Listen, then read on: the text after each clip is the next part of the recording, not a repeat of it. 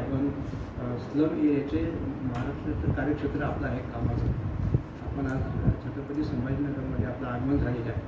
आपण कुठले प्रश्न घेऊन या ठिकाणी कुठल्या प्रश्नांना आपण इथं न्याय देण्याचा प्रयत्न करू. एक तर कसं की शिंदे साहेबांनी आदेश दिल्यानंतर या महाराष्ट्रातले सर्व नेते सर्व पदाधिकारी जे आहेत ते संघटन बांधण्यासाठी आता पंढरपूर पुढे आलेले आहे. तर त्या अनुषंगाने आज हा मराठवाडा विभागाचा दौरा या ठिकाणी आमचा होता. तर मराठवाड्यामध्ये जे सर्व जिल्हे आहेत त्या जिल्ह्यांमधले सगळे पदाधिकारी आज या बैठकीला होते.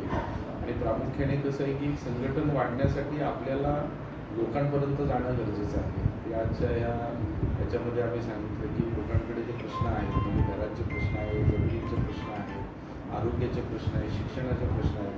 तर या सगळ्या प्रश्नांवरती आपण लोकांपर्यंत पोहोचावं आणि आपण त्या लोकांचे प्रश्न सोडवायला पुढे यावं. ह्या पद्धतीचं मार्गदर्शन आणि या पद्धतीची चर्चा जी आहे ती आज शिवसेना झोपडपट्टी महासंघाच्या मराठवाडा विभागातील सर्व पदाधिकाऱ्यांबरोबर मराठवाड्याच्या जवळपास सगळ्या जिल्ह्याचे पदाधिकारी बैठकीत हजर होते. हो. किती पदाधिकारी बैठक होते?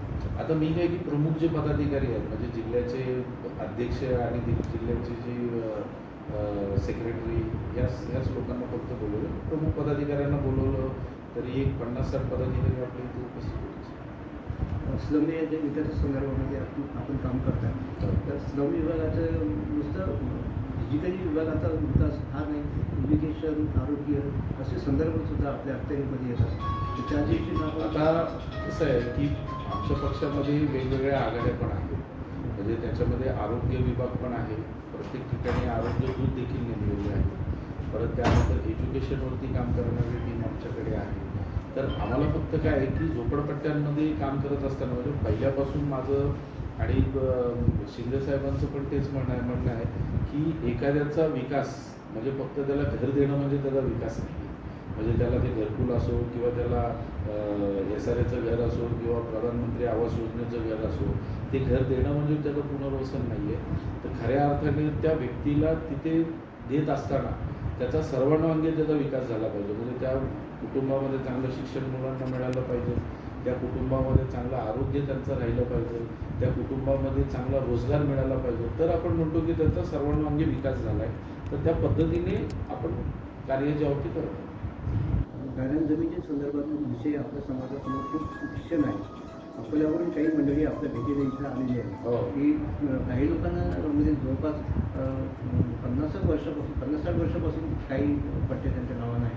पण काही लोकांना अजूनही त्यांच्या नावानं ते पट्टे करून दिले गेलेले आहेत. म्हणजे त्यांचं जे अधांतरी आहे म्हणजे टांगती तलवार त्यांच्यासमोर असल्यासारखं आहे. या संदर्भामध्ये आपण काही विषय त्याला तर ह्यामध्ये कसं आहे की मी फार पूर्वीपासून म्हणजे शिवसेना पक्षामध्ये येण्याच्या आधीपासून मी या सगळ्या गायरान जमिनी आणि याच्यावरती काम करतो. आपल्याला ठाऊक असेल की 2022मध्ये हायकोर्टाने निर्णय घेतला होता सुमोटो. आणि त्या सुमोटोमध्ये म्हटलं होतं की संपूर्ण महाराष्ट्रामध्ये जेवढी पण गायरान जमिनीचे अतिक्रमण आहे त्यांना तुम्ही निष्कासित करा.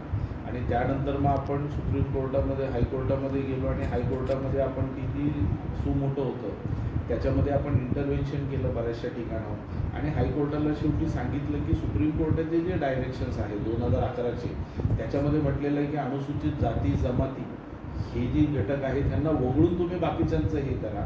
तर त्या पद्धतीने आता हायकोर्टाने त्यावेळेला निर्णय दिला आणि हायकोर्टाने म्हटलं की कलम 50च्या अंतर्गत म्हणजे महसुली कलम 50च्या अंतर्गत सगळ्या जिल्हाधिकाऱ्यांना त्यांनी डायरेक्शन्स दिले की त्यांना नोटिसा द्या अतिक्रमणधारकांना आणि नोटिसा देऊन त्यांच्या सुनावण्या करा. कारण 2011च्या आधी ज्या GRच्या अनुषंगाने आपण म्हणतो 1990चा जो GR आहे त्या GRच्या अनुषंगाने स्पष्ट आहे की 1990च्या आधीचं जे अतिक्रमण आहे ज्यांचे 1990च्या आधीचे ज्यांच्याकडे कागदपत्र आहे ते नियमित करावं. तर त्या पद्धतीने प्रत्येक जिल्हाधिकारी जो आहे तो कलम 50च्या अंतर्गत त्यांनी सुनावणी घेतली आणि सुनावणी घेऊन ते निर्णय घेतली नियमित करण्याबाबत. एकीकडे शासनाचं धोरण आहे की बेघरांना घर मिळालं पाहिजे. इथं छत्रपती संभाजीनगर शहरामध्ये तत्कालीन जे इथं प्रशासक होते त्यांनी मोठ्या प्रमाणामध्ये अतिक्रमणाची मोहीम राबवली आणि त्याच्यामध्ये प्रामुख्याने दलित आणि मुस्लिम समाजाचे जे आहे त्यांचे ते खूप मोठ्या प्रमाणात बाधित झालेले आहे. नाही त्यामध्ये काय झालं की मागे या तक्रारी आमच्याकडे आल्या होत्या. शिंदेसाहेबांना भेटायला लोक आली होती की औरंगाबादची स्मार्ट सिटी आता म्हणजे छत्रपती संभाजीनगरची आता स्मार्ट सिटी आता बनवत आहे. तर स्मार्ट सिटीमध्ये जे रोड आहेत ते रोड बऱ्यापैकी आता सगळे तोडायला सुरू केली. मग त्यामध्ये महात्मा फुले नगर आणि बाकीचे 1-2 नगर होते. तर त्यांची आमची भेट झाल्यावरती आम्ही त्यावेळेला कलेक्टरांना यांना आयुक्तांना स्पष्ट सांगितलं की तुम्ही यांना प्रकल्पग्रस्त म्हणून तुम्हाला देणं गरजेचं आहे. मग त्याच्यानंतर मग आयुक्तांचं आणि म्हाडा जे प्राधिकरण आहे त्या म्हाडा प्राधिकरणाचं बोलणं झालं आहे आणि म्हाडा प्राधिकरण त्यांच्यासाठी प्रधानमंत्री आवास योजनाची जी घरं आहेत ती येणाऱ्या काळामध्ये उपलब्ध करून देणार आहेत आणि तिथे ती जी लोक आहेत त्यांचं त्या लोकांना तिथे शिफ्टिंग देतील. पण ते इथं शहरामध्ये असे अनेक हे झाले आहे की मोठ्या उच्चभ्रू लोकांच्या अतिक्रमणाला त्यांनी हात लावलेला नाही. मात्र जे स्लम एरियामध्ये जे आहे त्या प्रामुख्याने त्या लोकांनाच त्यांनी विस्थापित करण्याचा प्रयत्न केलेला आहे. नाही, आता तो एक विषय आहे कारण तो क्लास डिस्क्रिमिनेशन आहे. तर त्याच्यासाठी बघू आता आपल्याकडे अजून तसे काही लोकांनी तक्रारी केल्या नाही झोपडीधारकांनी. ज्यावेळेला झोपडीधारक येऊन तक्रारी करतील की उच्चभ्रूच्या ज्या इमारती आहेत त्या हात लावत नाहीत मग त्यावेळेला आपण आयुक्तांना बोलू की तुमच्या लेआउटमध्ये जे येते ते तुम्ही नाही, सगळं इथं- निष्कासित इथं करा. कारण सगळं- न्याय जो आहे एकनाथ शिंदे साहेबांचं म्हणणं आहे की न्याय जो आहे तो सगळ्यांसाठी आहे. मग त्याच्यामध्ये गरीब असो श्रीमंत असो त्यांच्यासाठी न्याय नाही, न्याय सगळ्यांसाठी आहे. जो न्याय गरिबांना लागतो तोच न्याय आणि तेच नियम जे आहेत ते श्रीमंतांना देखील. आपल्यासमोर अजून काय काय प्रश्न जनतेने मांडले तिथं मीटिंगमध्ये कुठले कुठले प्रश्न आपल्यासमोर? नाही, इतर काही की इन जनरल आजच्या ह्याच्यामध्ये प्रश्न होतेच बऱ्यापैकी. गायरान जमिनींचे प्रश्न होते, घरकुलांचे प्रश्न होते, परत त्यानंतर स्थानिक लेवलला काही हॉस्पिटलचे इश्यू असतात, शाळांचे इश्यू असतात. म्हणजे सगळे नागरी सुविधांसंदर्भामध्ये ज्या बेसिक ॲम्युनिटीज आहेत त्याच्या संदर्भातच सगळे प्रश्न होते. प्रामुख्याने आम्हाला संघटन कशा पद्धतीने वाढवायचं आहे याच्यावरती आम्ही जास्त चर्चा. इथं शहरामध्ये आयटीच्या संदर्भामध्ये जे मुलांना प्रवेश वगैरे देण्यासाठी भाग असतो इथले जे शिक्षण संस्थावाले जे आहे तर हे सगळे नियम जे आहेत ते नियमाचं व्हायलेशन करताना दिसत आहे. अशा संदर्भातल्या तक्रारी आल्या तर नक्कीच आपण त्याच्यावरती देखील पावलं काढू. आपण जनतेला काय अपील करणार आहोत या संदर्भात? नाही, जनतेला हेच अपील करणार आहे की एकनाथ शिंदे साहेबांचं जे सरकार आहे त्या सरकारवरती आपण सगळ्यांनी विश्वास ठेवावा आणि ते सरकार जे आहे ते सर्वसामान्यांसाठी सरकार आहे.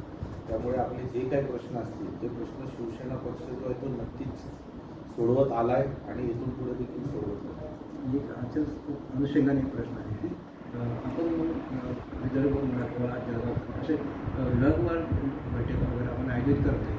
कारण आज अकोल्यावरून लोक आपल्या भेटीसाठी इतक्या लांब अंतरावर आलेले आहेत. विदर्भामध्ये अशी बैठक आपण घेत नाही. नाही, विदर्भामध्ये पण आहे कारण आज त्यांचं थोडंसं अर्जंट काय म्हणजे त्यांना मी तेच सांगितलं की आपण अकोल्यात हे करू. पण ते म्हटले की आम्ही ते मुंबईला येणार होते तर ते इथे आले. मी म्हटलं की मुंबईला येण्यापेक्षा तुम्ही इथे या.